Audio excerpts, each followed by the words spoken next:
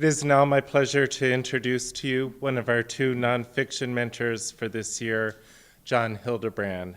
And I do want to stress nonfiction mentor. In our first seminar with John, he said, "I still don't like the term creative nonfiction. It's like having a class called really good poetry." John Hildebrand is the author of Reading the River, A Voyage Down the Yukon, which received the Friends of American Writers Literary Award, Mapping the Farm, The Chronicle of a Family, which received the Banta Award from the Wisconsin Library Association, and A Northern Front, New and Selected Essays. He received a BA in journalism from the University of Michigan and an MFA in creative writing from the University of Alaska. And explaining to the group his move away from journalism, he said, "The most interesting aspects of a story had to be skipped over in order to do reporting." And if you are familiar with John's work, you know that he is adept at finding the most interesting aspects of the story, whether it's Hmong immigrants in the woods of Wisconsin, farmers fighting government and corporations in southern Minnesota, or Native Alaskan communities pitted against each other over oil development. As Michael Perry, author of Truck, wrote, Hildebrand writes in a voice remarkable for its masterful balance of clarity and grace. These are hard-won stories marked by moments of startling humanity, plain good humor, and running always beneath the surface, glinting when you least expect it, is steely drive for the truth of the matter. Please welcome John Hildebrand.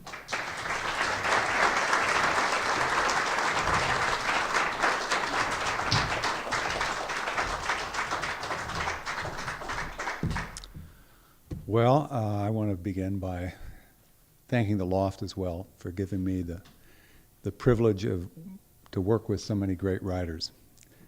And I also want to thank you, the audience, for coming.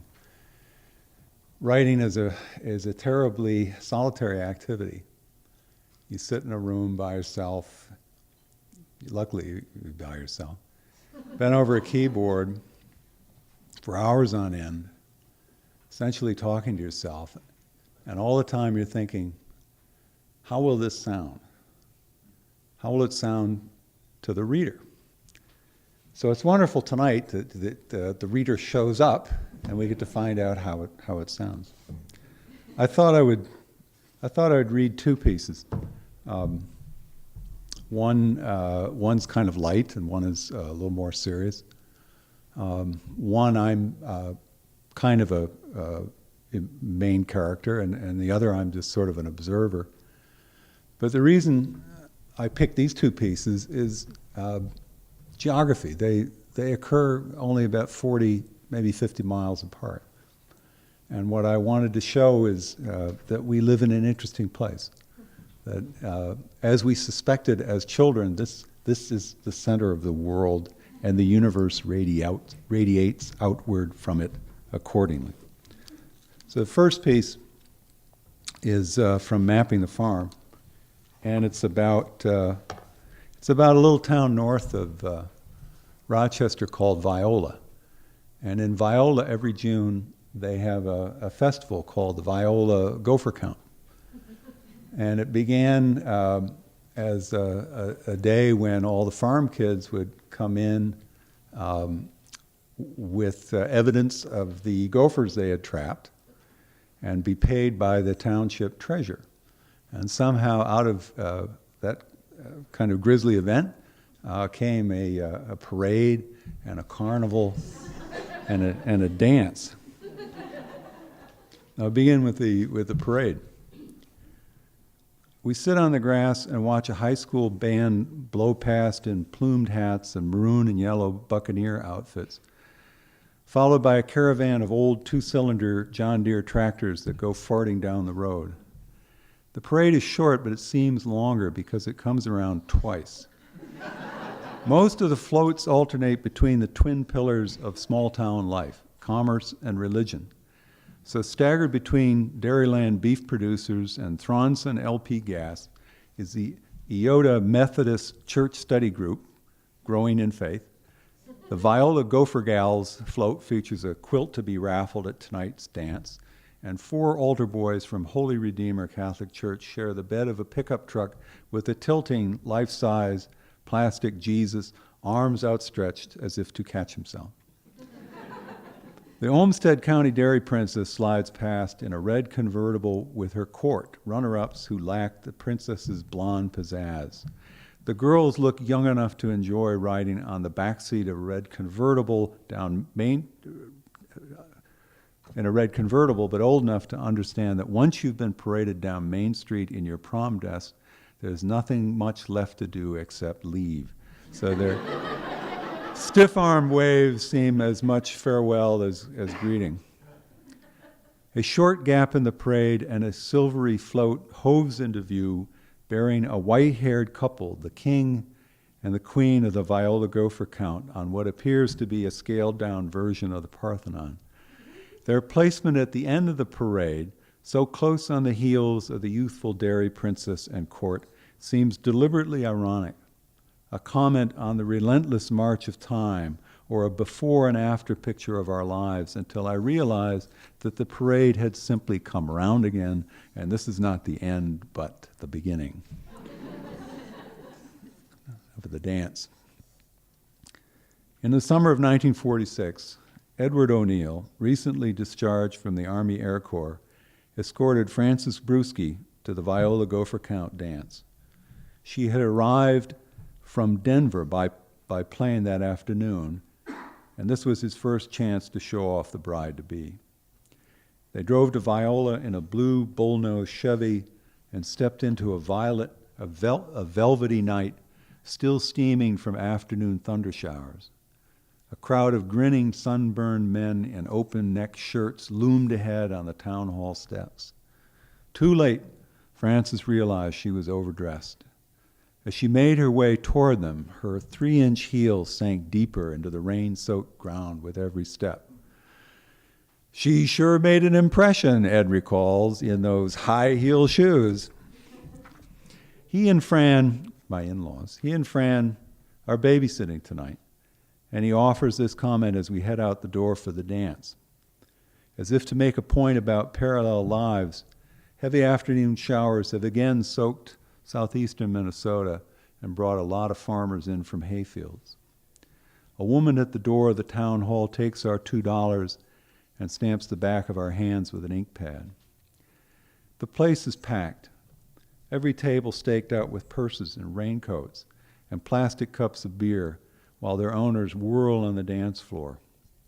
It's only after we find seats back by the bar that I realize we are the youngest people in the room. And we're not that young. We drink beer until our legs get loose, then work our way through the crowd. A song no sooner ends than the band attacks another one with accordion and saxophone. So once on the dance floor, you're there for the duration. Sharon and I danced a couple of waltzes, making underarm passes and twirls, fancy moves that have the effect of clearing a small space on the floor. In high school, I'd hold up the gym walls all night, waiting for a slow dance. Sometimes the song began slow and then underwent a violent mood change to become the jerk of the boogaloo, and my legs would turn to stone. I'd tell the girl I left my car lights on and disappear. Now I'm a dancing fool, if only because marriage moves one beyond such simple humiliations.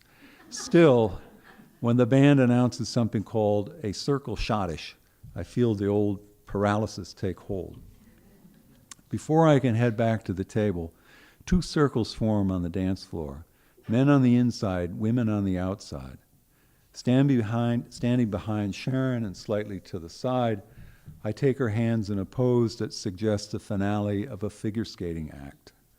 Okay, she says, plunging into the music.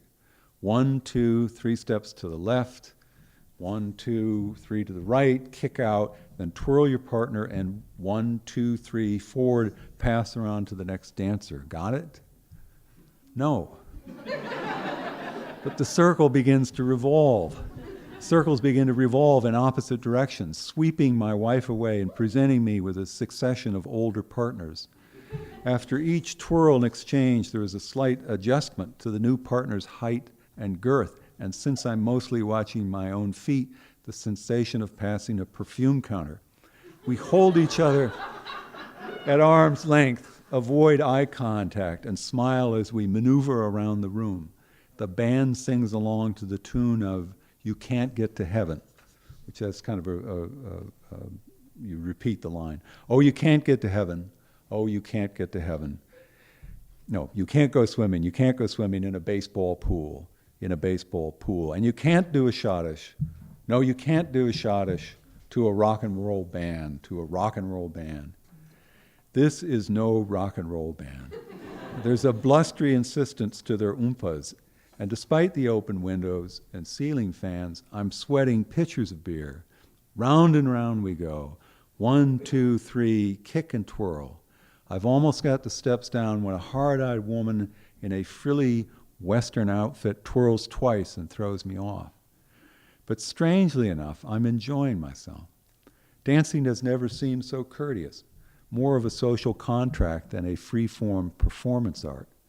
This is the place where my father-in-law chose to introduce his fiancée to the Midwest, and some of those dancers may have been here that night. Some look as if they had never left. Like the parade, there's a ring of time aura to the dance, a sense of life's brevity as you're passed from one creased face to another, but also in the simple repetition of movements, the sweet notion that nothing really changes, that we're all in this together and might as well enjoy it. Gradually we come full circle, like the hands on a clock, and we arrive where we started, back to our original partner as the song ends, and everybody applauds. Those old guys, Sharon says, really know how to dance. Now, the last section deals with the namesake animal, the gopher. And this is the gopher state. A few days after the dance, Sharon's younger sister Rita calls to say she has a gopher problem. She lives in a new subdivision a mile north of the farm. When we arrive, 4 fresh mounds are clustered by the driveway. I don't mind it if they stay in the woods, Rita says. It's when they dig in the lawn that I mind. Sharon, the former gopher trapper, kneels beside the largest of the fan-shaped mounds and digs with her hands for the tunnel, which always exits at the stem of the fan. The soil is sandy and as freshly sifted as flour, but even when the loose dirt is swept away, the tunnel remains hidden.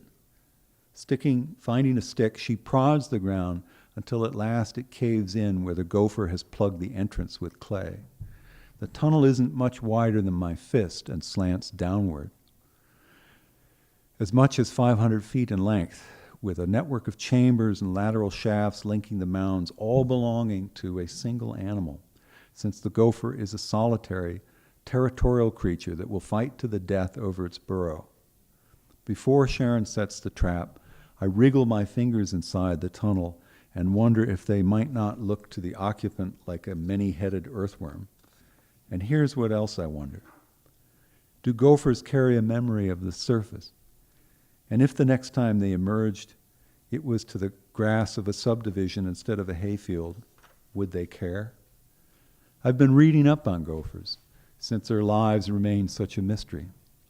Like us, they don't hibernate, but put up their own hay in underground storage chambers to last the winter. They live in an almost entirely subterranean existence, venturing above ground mainly at night to forage on grasses and legumes, rarely moving more than a few feet beyond the tunnel entrance, nervous wrecks out of their element. If they view the surface the way we do the dirt, as a nasty place and a potential burial plot, it's because every predator has gopher on the menu. Foxes and coyotes dig them from the ground. Bull snakes slither down their tunnels. Hawks and owls carry them aloft to pick their bones from treetops. With death at every turn, the gopher hugs the earth and emerges reluctantly to feed. Only when the urge to mate becomes overpowering, does he risk remaining above the surface for any length of time. Then he throws cautions to the wind and travels cross-country on low-slung legs, usually at night, but sometimes in broad daylight, in search of a mate, heedless of the danger, stopping to sniff every burrow, bloodied perhaps from encounters with other males, until at last he smells the cachet of the other sex and descends into darkness, hopeful but alert, a fool for love.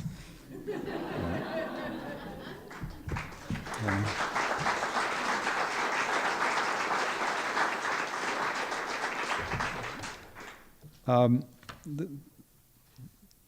last thing I want to read is an excerpt from the title piece in A Northern Front, and it's about a friend of mine who passed away recently. And reading this is a way, in a sense, for me to visit with him again.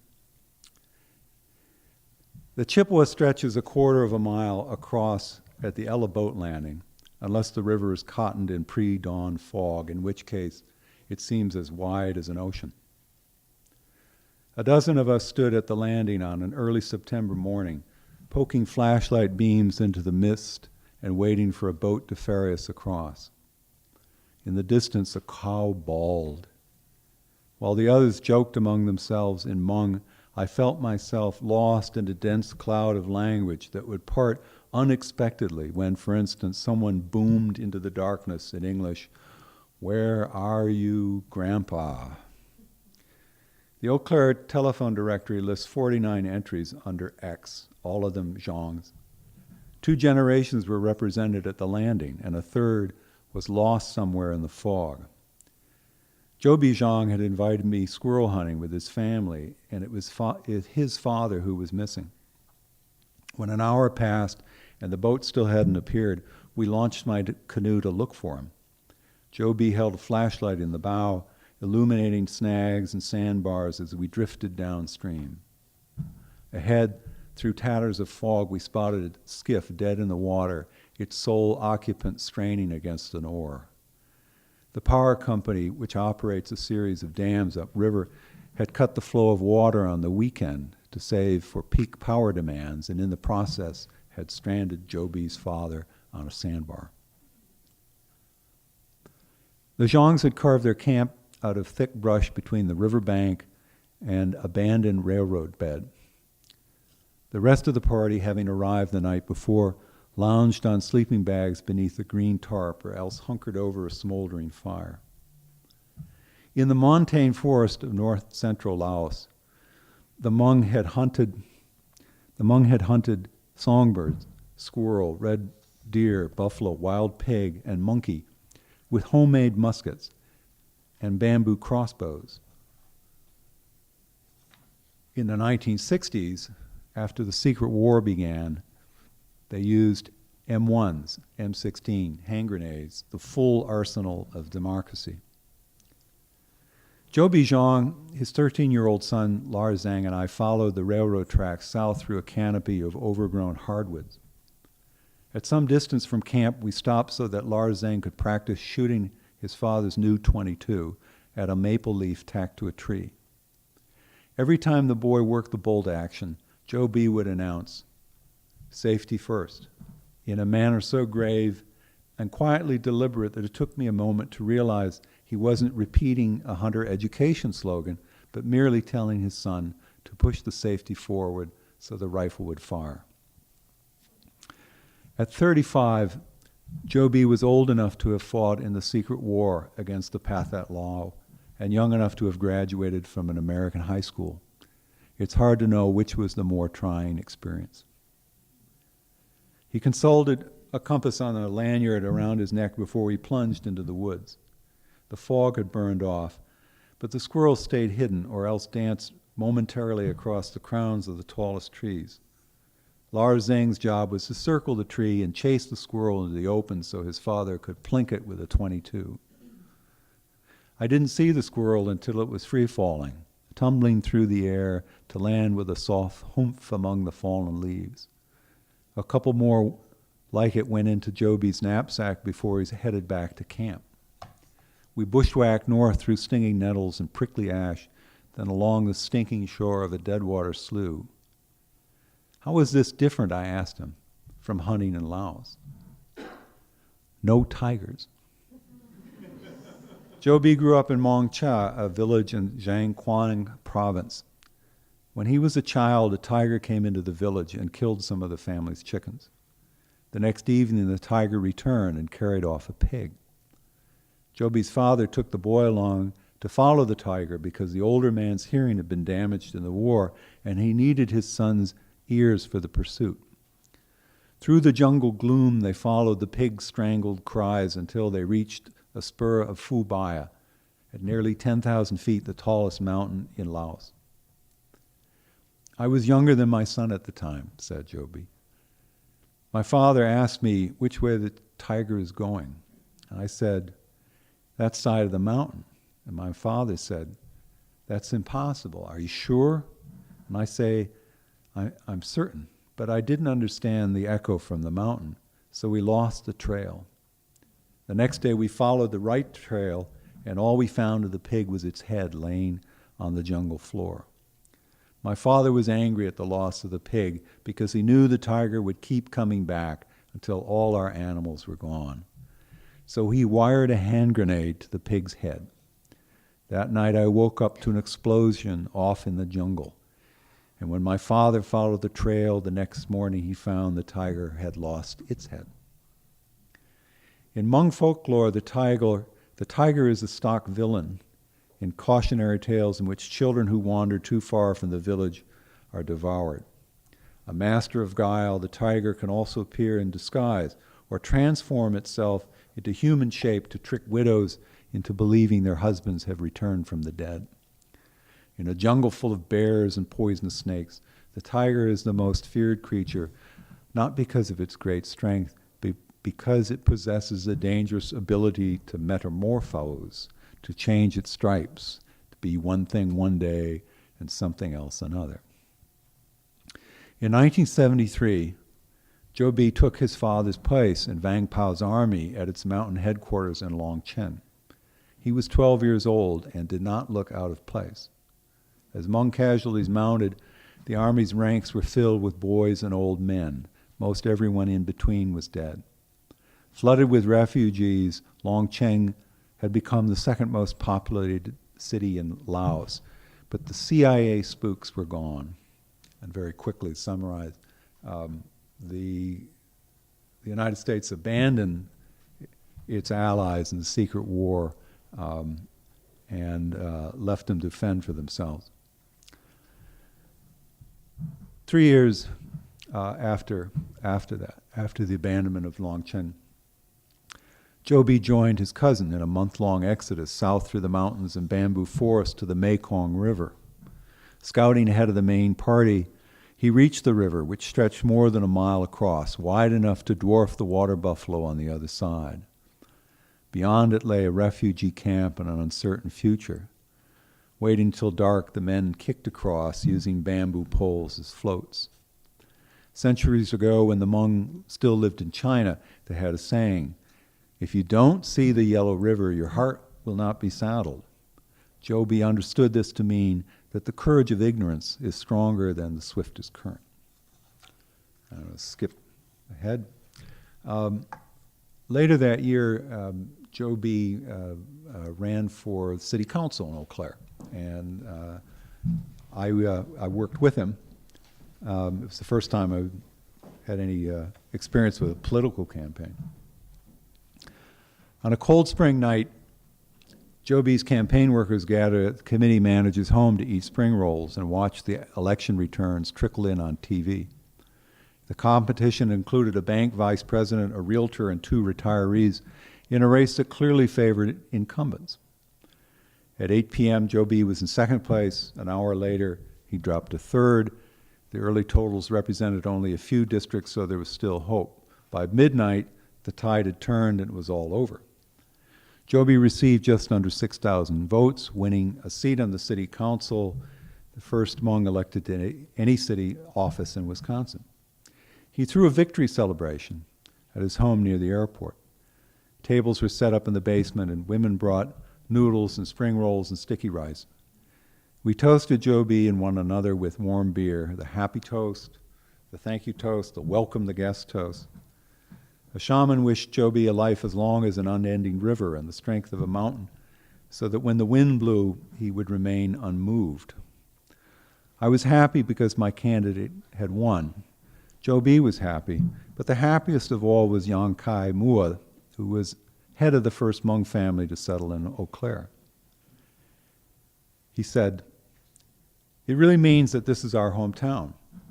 We came to America 20 years ago, and we've been waiting for some word, for someone to say, 'Your home is our home. Welcome.' This election shows this is our hometown and not a temporary place." 4 days after the victory party, somebody smashed the right side windows of Joby's Toyota van. The next night, left side windows were broken, and for good measure, a window on his wife's car. The evening after that, someone shot out a window of Joby's younger brother's car with a pellet gun. Police staked out the neighborhood, but after 2 nights without incidents, they left. Blind routine is a hallmark of the chronically stupid. Late the following night, 2 men trying to rip the plastic off one of the broken windows were surprised by Joby's brother and his friends. They gave chase to their car, and while others called the police. The driver of the car turned out to be a 20-year-old female. Her accomplices were 17 and 19. Eventually, police linked the trio to 23 cases of criminal damage to vehicles, but clearly they had felt something special for the Zhongs.